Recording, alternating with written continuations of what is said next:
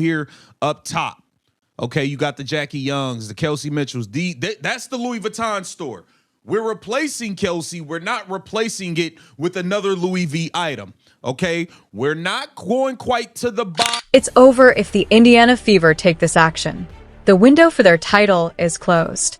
The WNBA fan base is currently totally paralyzed by a huge, extremely hazardous financial fantasy. When casual fans see the Indiana Fever roster, they yell for emotional consistency. They loudly and fervently urge that Kelsey Mitchell be given a disastrous $1.4 million supermax contract by the front office. They mistakenly believe she is statistically indispensable based on her excessively padded 20 points every game. They naively think that allowing her to leave with complete autonomy is the same as corporate suicide. However, you are not at all a casual viewer of created sports media tales. You are a sophisticated, highly analytical corporate operator. You are well aware of the harsh realities of boardroom influence and wage cap calculations. You are aware that you never pay a premium for inefficiency in the hyper-efficient world of contemporary professional basketball. A extremely toxic isolation player who intentionally prevents the basketball from moving should never receive 20% of your freshly increased company ledger. Welcome back to Swish Elite, where we get straight into the gritty underlying numbers, eschewing the courteous, sanitized public relations hype. Please lock the doors completely for me. We're going to aggressively carry out the biggest corporate heist of the WNBA offseason, so please switch off your notifications immediately and give me your full clinical focus today. We will demonstrate mathematically how Kelsey Mitchell may be fully replaced by the Indiana Fever. During this broadcast, we are going to implement a financial arbitrage method worth millions of dollars. And the franchise CEO will be the focal point of an absolutely dangerous, highly synergistic roster. Let's gently establish the present WNBA free agency market's harsh macroeconomic baseline. The team pay cap has been brutally increased to an astounding $7 million under the new collective bargaining agreement. Legally speaking, the supermax contract is set at precisely $1.4 million. As an unrestricted free agent, Kelsey Mitchell is actively seeking that maximum amount of money. The corporate repercussions are immediately disastrous if the general manager of the Indiana Fever deliberately writes that enormous check. Some options that we can put together. We can piece together 2 to 3 quality pieces to replace Kelsey Mitchell. She's going to command $1.4 million. I believe the Indiana Fever. Pay attention to how precise that particular financial warning was. Right now, I need your analytical processes to be firmly anchored by that scary business reality. You are statistically ensuring that your crucial perimeter defensive depth will be completely destroyed. You won't have enough cash on hand to keep top-tier, highly productive defenders like Lexi Hull. Your chances of obtaining the ultimate emotional enforcer will be totally ruined. Sophie Cunningham, you are deliberately making the decision to assemble a very weak, top-heavy lineup that will eventually crumble under the weight of a demanding 52-game schedule.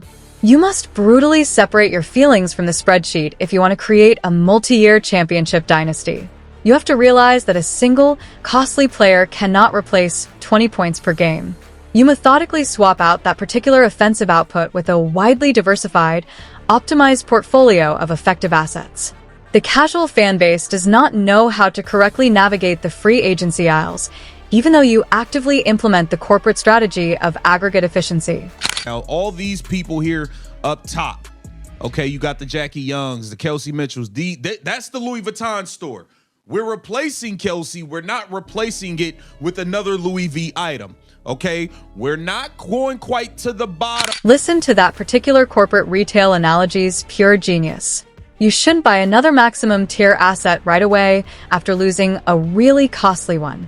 You don't just walk into the Louis Vuitton store and spend $1.4 million on Jackie Young. An elderly veteran is not carelessly maxed out in order to satisfy the emotional needs of the internet. However, you also don't go all out on the heavily discounted clearance racks for rookies that aren't playable.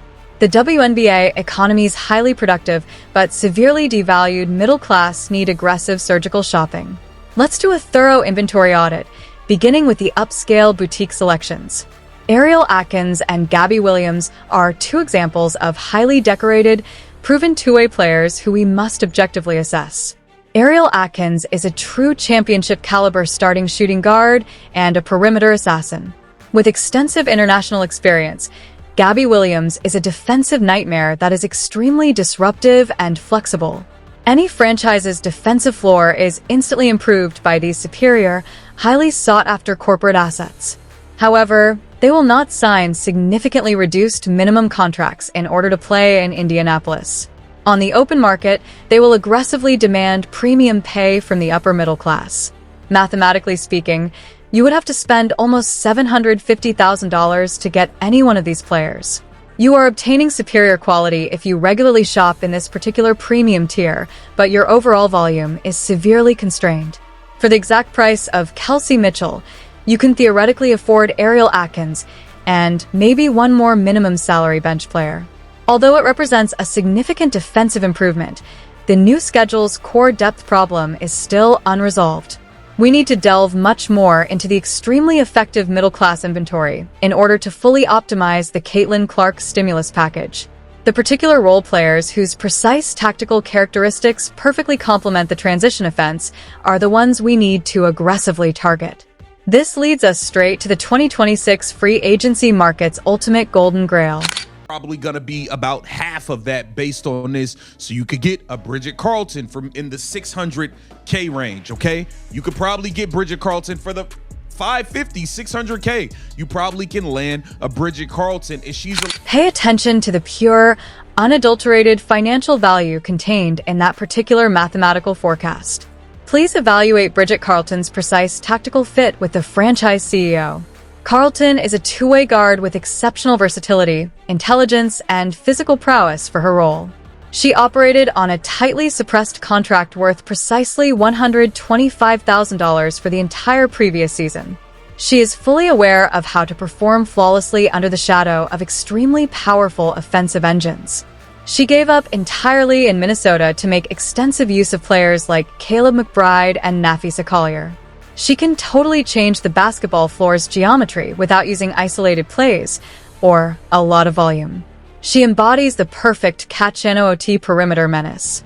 Bridget Carleton will be waiting in the corner as Caitlin Clark violently speeds up and breaks through the opposition's defensive shell. She brings real, high-level perimeter defensive steadiness that Kelsey Mitchell could never match, and she regularly makes wide-open, extremely effective three-pointers produced only by the CEO's unparalleled gravity. You can acquire this exceptional, highly synergistic asset for about $600,000, according to the open market calculations. In addition to saving $800,000 in pure salary cap space, you are aggressively pursuing a perfect tactical match. However, we have not yet completed this enormous corporate theft. To fully strengthen the transition offense, we need to make aggressive use of that freshly acquired surplus capital. The perimeter rotation must be deliberately infused with pure, unadulterated kinetic speed.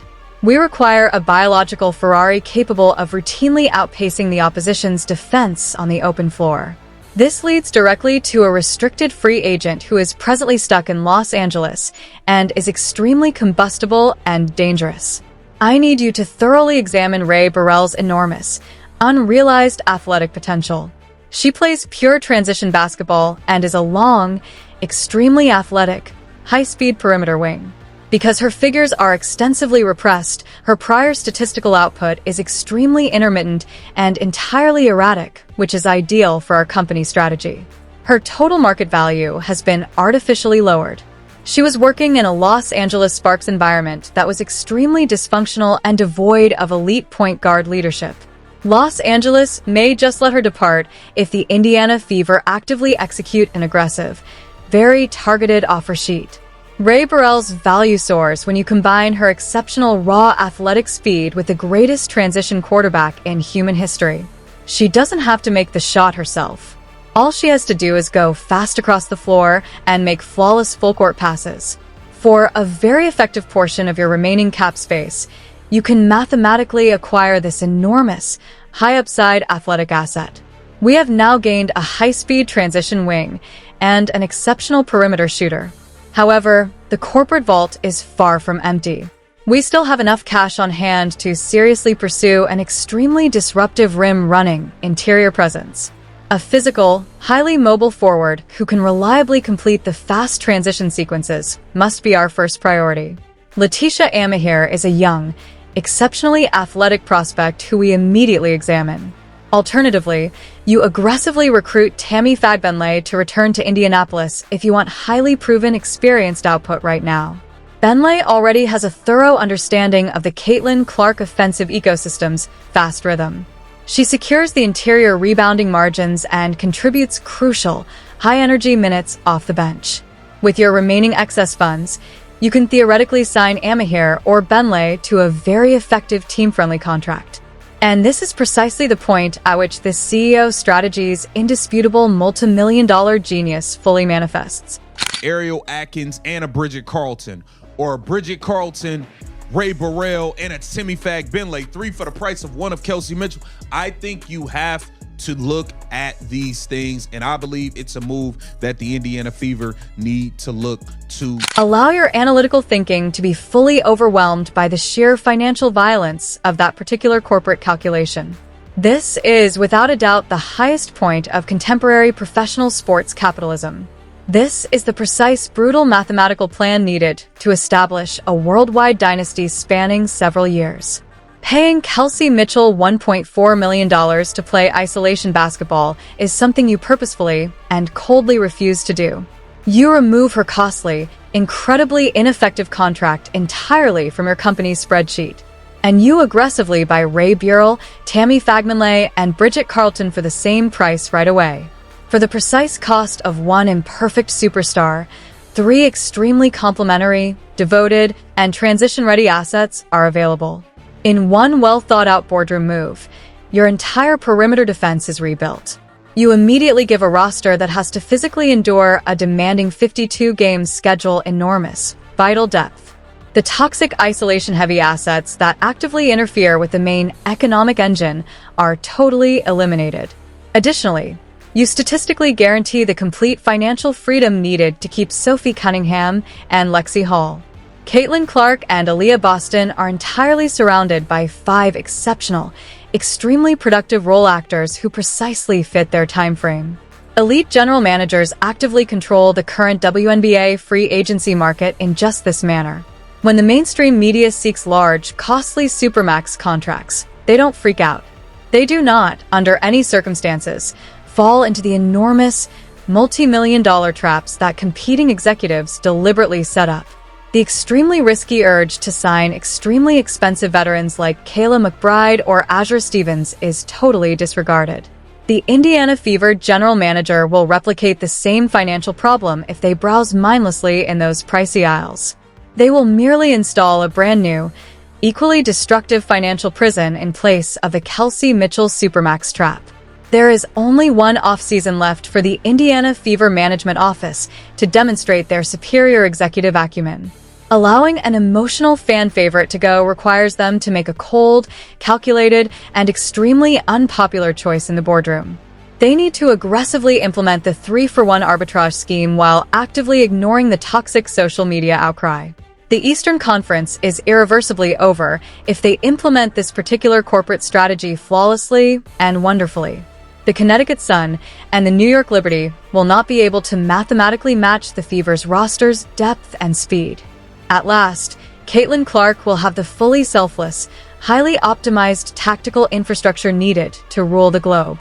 However, the Indiana front office would permanently close their own championship window before it even opens if they give in to the emotional pressure of the fan base, panic, give in to the market, and foolishly give Kelsey Mitchell $1.4 million. They will mathematically ensure a roster that is extremely weak and worn out, which will unavoidably collapse during the playoffs. They will waste a generational anomaly's peak athletic years, which is the ultimate corporate sin that cannot be forgiven. Right now, the enormous multi-million-dollar countdown clock is running right inside the executive boardroom in Indiana. Their every action is being closely monitored by the highly aggressive and well-funded expansion syndicates in Portland and Toronto. Officially, the margin for executive error has decreased to a minuscule amount. Welcome to the brutally harsh meat grinder that is the new financial reality of the WNBA. I appreciate you being here with me on WNBA Pro. We thoroughly and brutally analyze the indisputable truth of the international sports industry. On this particular channel, we do not engage with cowardly corporate spin or created front office storylines at all. We only deal with the underlying mathematics, extreme brutality, and unwavering truth. Pay close attention if you want the most brutal, critical, and completely honest basketball information available online. To get into the top percentile of knowledgeable operators, make sure you forcefully hit the subscribe button right now. Give this video a huge like to help forcefully drive this crucial corporate exposure straight past the algorithm. In the space provided for comments below, please share your unvarnished, analytical opinions on this enormous leadership masterstroke.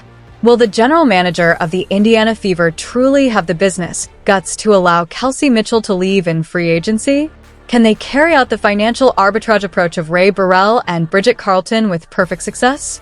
And when surrounded by incredibly productive, selfless athletes, how explosive would the Caitlin Clark transition offense actually be? Please share your precise, mathematically sound forecast with me. I'll see you at the next high-stakes meltdown in the boardroom. The corporate civil war is just getting started, and those who lack mathematical literacy will be completely left behind. So don't even blink.